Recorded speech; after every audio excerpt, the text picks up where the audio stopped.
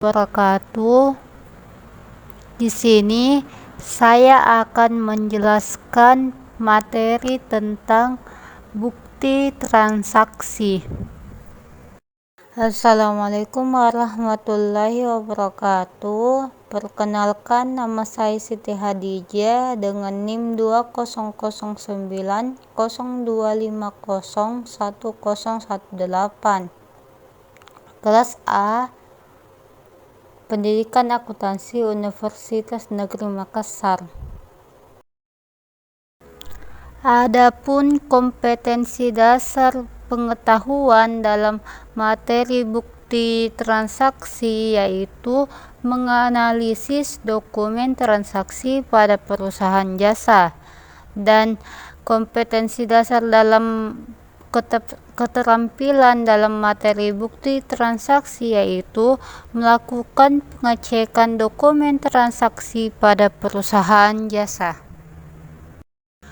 Tujuan pembelajaran yang ingin dicapai dalam materi bukti transaksi yaitu yang pertama, siswa mampu menjelaskan pengertian bukti transaksi.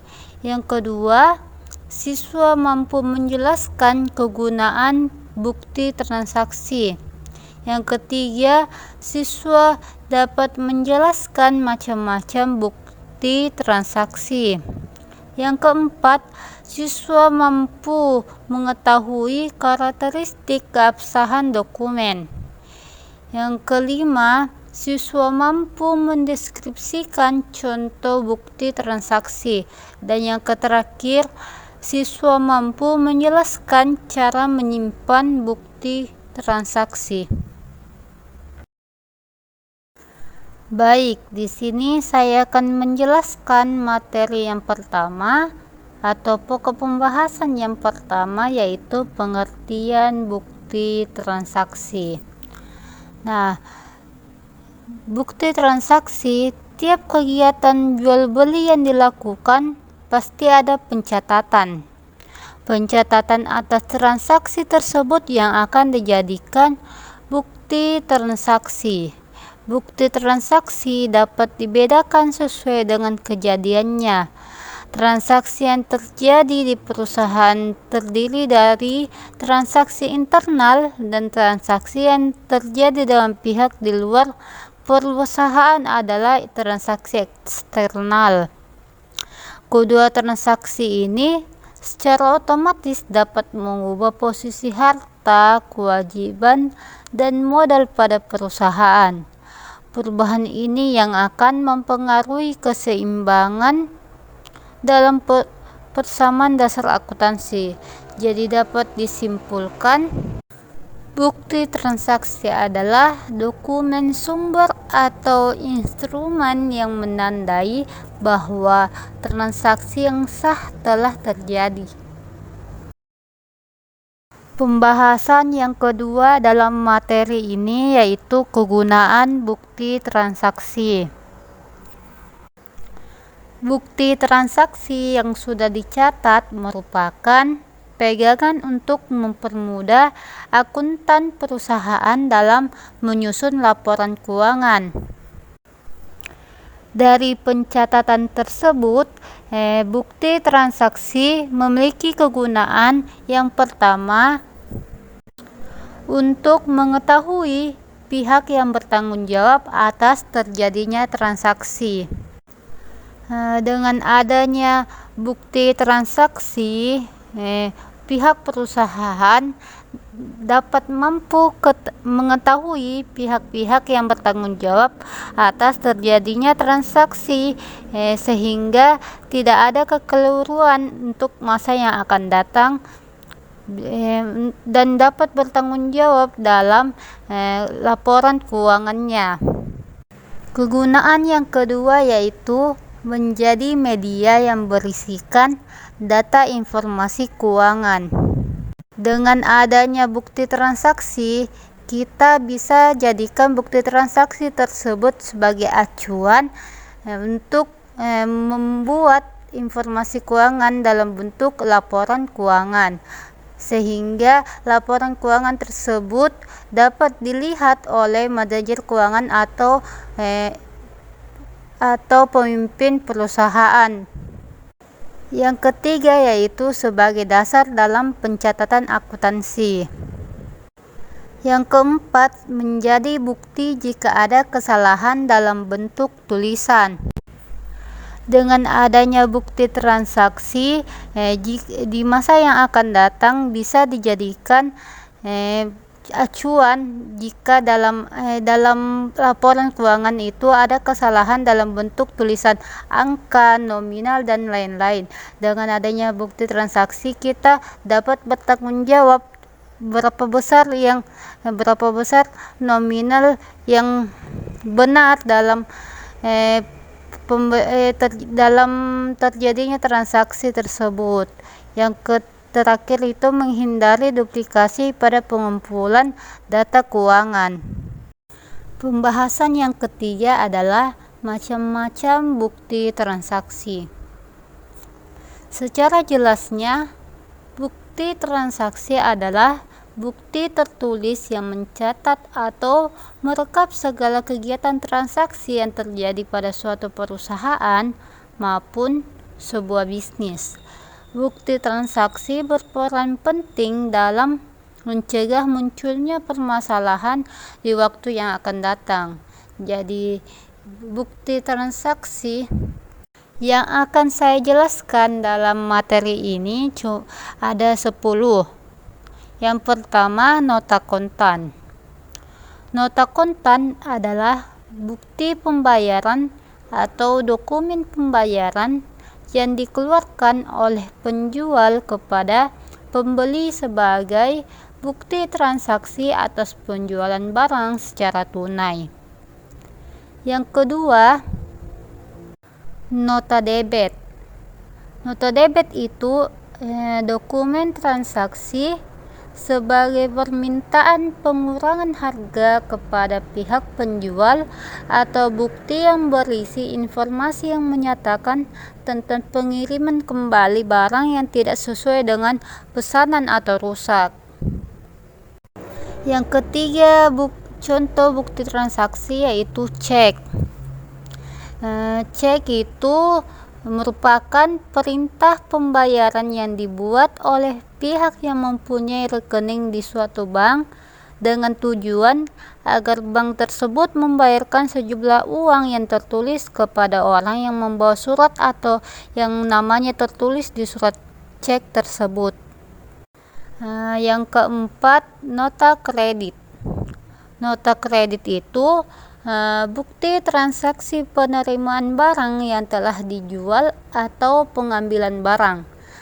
Nota kredit yang dikeluarkan oleh penjual ini berfungsi sebagai alat persetujuan dari penjual atas permohonan pengurangan harga yang diminta oleh pembeli karena barang yang diterima mengalami kerusakan atau tidak sesuai dengan apa yang dipesan oleh pembeli. Yang kelima yaitu kwitansi. Kwitansi itu biasa diartikan sebagai bukti dari transaksi pada saat penerimaan sejumlah uang. Kwitansi ini dibuat dan ditandatangani oleh pihak penerima uang, lalu kemudian diserahkan kepada yang melakukan pembayaran. Yang keenam itu bukti kas masuk. Bukti kas masuk ini adalah bukti transaksi tertulis terkait penerimaan uang atau kas yang disertai oleh buktinya. Bukti tersebut biasanya hanya digunakan oleh pihak internal perusahaan sekaligus sebagai data pengarsipan. Kas dapat berasal dari uang tunai yang dibayarkan oleh customer, bisa dalam bentuk cicilan, bunga, jenis investasi, atau sebagainya. Contoh bukti kas masuk adalah bisa juga disebut kwitansi dan nota. Yang keenam adalah bukti kas keluar. Bukti kas keluar adalah bukti transaksi terkait pengeluaran kas maupun pembayaran.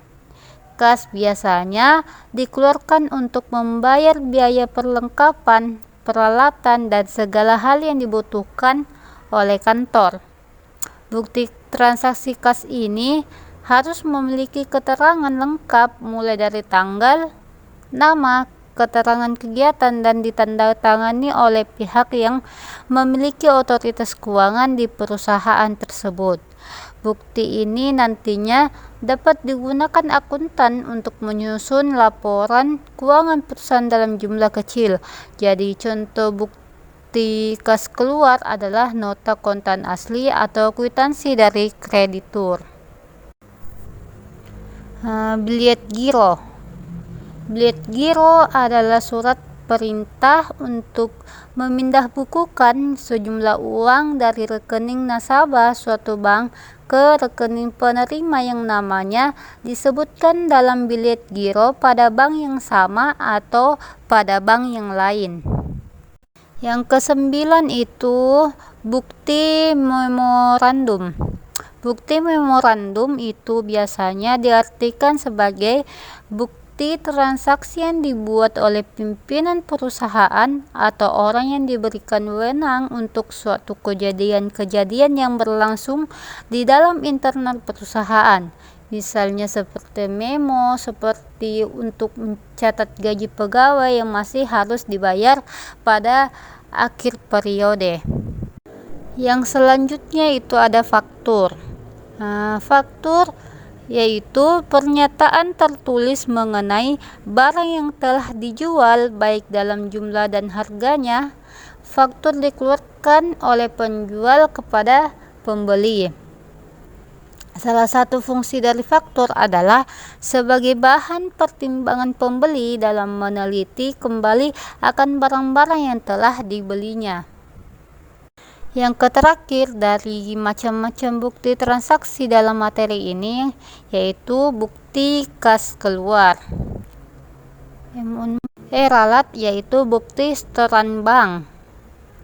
Bukti setoran bank adalah catatan transaksi atau slip setoran yang disediakan oleh pihak bank untuk digunakan pada saat atau setiap melakukan setoran uang ke bank seperti untuk investasi.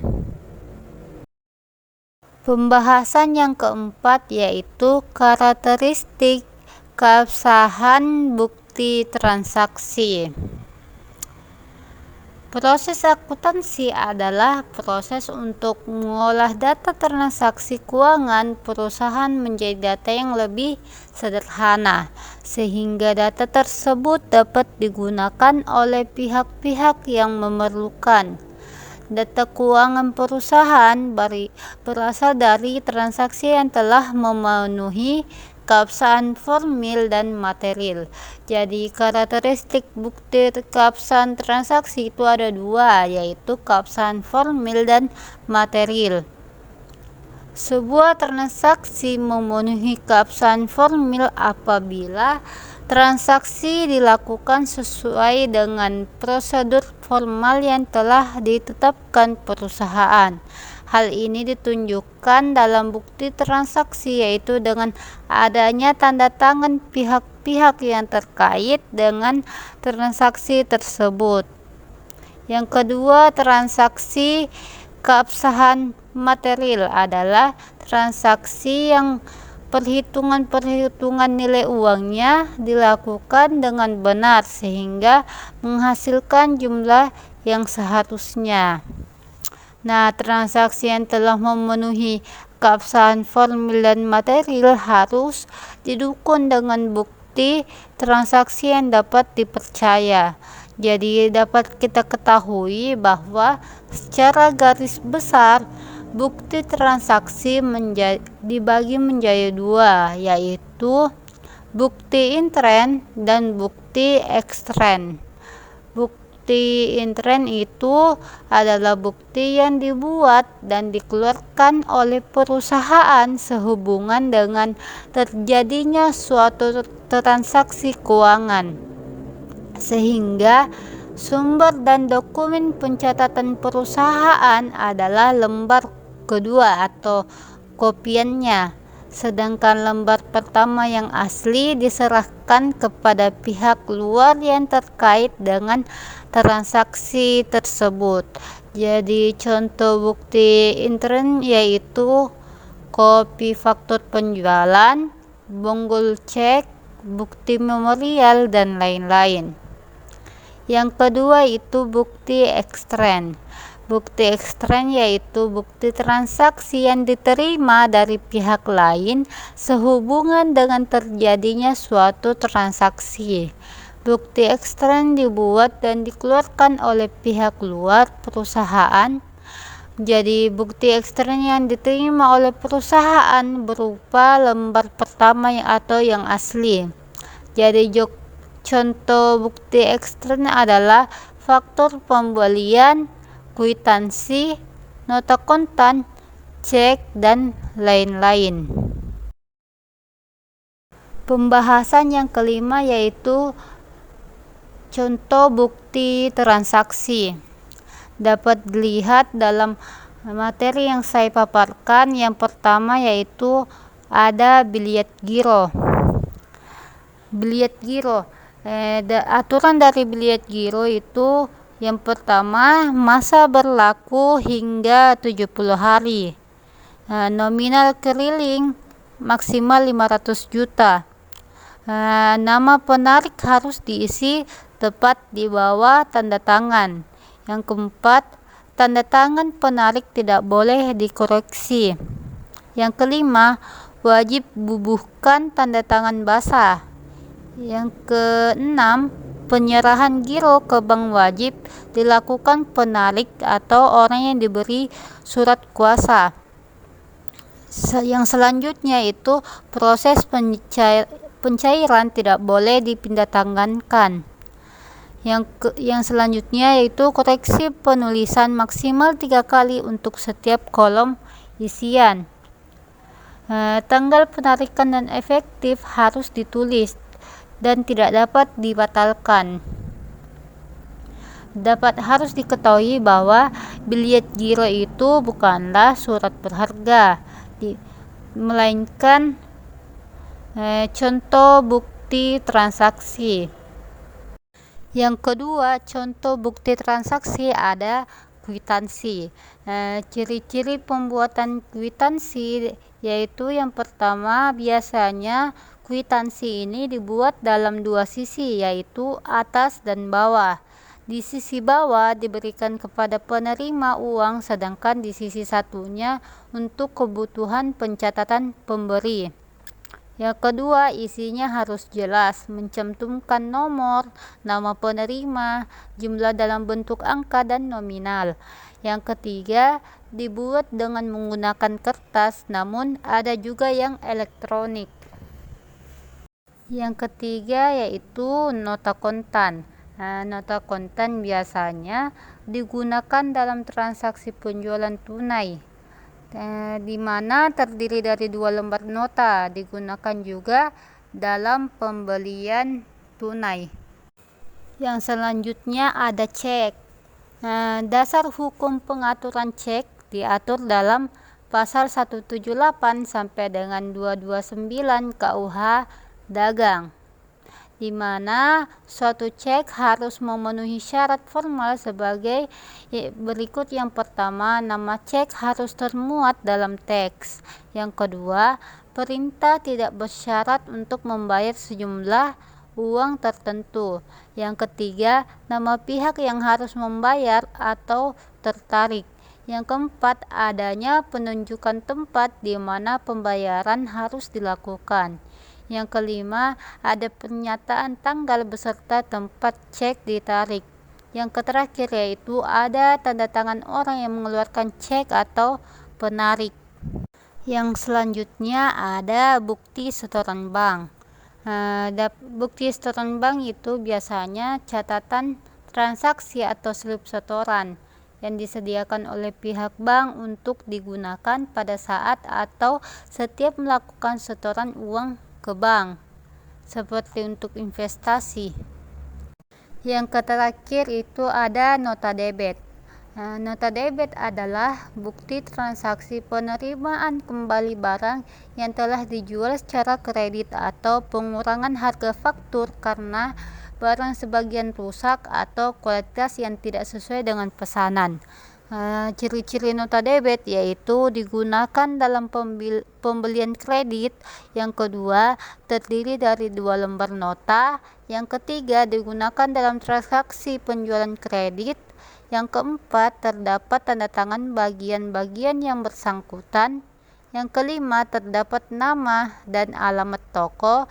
Yang terakhir, terdapat nomor dan tanggal.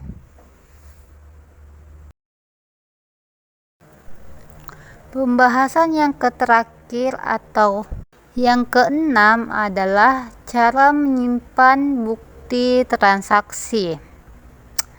Cara menyimpan bukti transaksi itu ada 6. Yang pertama, pastikan bukti-bukti transaksi keuangan jelas terbaca. Sebaiknya gandakan dokumen-dokumen tersebut dengan fotokopi dan cetak di atas kertas termal agar tintanya lebih jelas. Ini untuk berjaga-jaga apabila bukti asli nanti tintanya memudar karena termakan waktu. Yang kedua, cara menyimpan bukti transaksi bisa dengan sortir dan kelompokkan bukti-bukti transaksi sesuai jenis dokumen atau transaksinya. Cara yang ketiga bisa diurutkan sesuai dengan tanggal atau nomor yang tertera pada bukti transaksi sehingga akan lebih mudah dalam pencarian. Cara menyimpan bukti transaksi yang keempat yaitu simpan bukti-bukti transaksi dalam map atau folder sesuai kategori dan beri judul yang jelas pada sampulnya. Berikan juga kode warna jika itu dapat memudahkan Anda dalam pencarian. Yang kelima, bisa dilakukan dengan cara ciptakan rutinitas atau SOP bersama tim Anda untuk menyimpan bukti transaksi sehingga sistem penyimpanan berjalan konsisten dan terorganisasi. Yang keenam atau yang terakhir bisa dilakukan dengan cara simpan juga bukti-bukti transaksi dalam bentuk digital. Dokumen fisik tentu kualitasnya akan menurun seiring berjalannya waktu. Oleh karena itu, simpan dalam bentuk digital agar umumnya lebih tahan lama. Jadi Anda tidak perlu khawatir dokumen hilang atau rusak. Itulah penjelasan materi tentang bukti transaksi. Semoga dapat dipahami dan dapat bermanfaat untuk kita semua. Kurang lebihnya mohon dimaafkan. Assalamualaikum warahmatullahi wabarakatuh.